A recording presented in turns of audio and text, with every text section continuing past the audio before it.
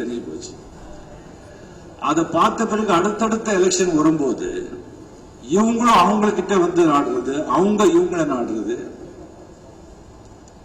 ஆதாயத்துக்காக. சில பேர் ஆதாயத்துக்காக நான் சப்போர்ட் பண்ணிருக்கேன் அப்படின்னு சொல்லிட்டு அவங்க கிட்ட வந்து சொல்றது. அதுக்காக நான் வந்து ஒவ்வொரு எலெக்ஷன் வரும்போதும் என்னுடைய ஆதரவு யாருக்கும் இல்லை அப்படின்ற சூழ்நிலைக்கு நான் தள்ளப்படுறேன். இல்ல நான் என்னமோ பெரிய ஒரு அரசியல் தலைவனோ இல்ல சமூக சேவகனோ ஒரு பெரிய ஆளோ எல்லாரும் வந்து என்னுடைய ஆதரவுக்காக வெயிட் பண்ணிட்டு இருக்காங்க அப்படி கிடையாது. நான் ஆதரவு யாருக்கும் கொடுக்கல, யாருக்கும் சப்போர்ட் பண்ண வேண்டாம், என் பேர் சொல்லி யாரும் வந்தா யாரும் இது பண்ண வேண்டாம் சொல்றதுக்காகத்தான் நான் சொல்றேன். அதுல வந்து சில ரசிகர்கள் வந்து நிறைய வந்துட்டு எனக்கு லெட்டர்ஸ் எல்லாம் எழுதுறாங்க.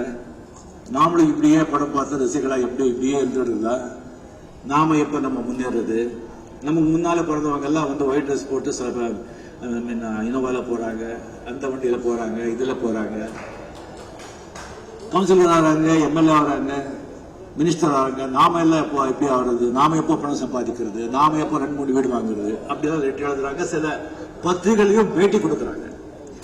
தப்பில்லை, கவுன்சிலர் ஆகணும், எம்எல்ஏ ஆகணும், மினிஸ்டர் ஆகணும், ஆசை இருக்கிறதுல தப்பில்லை.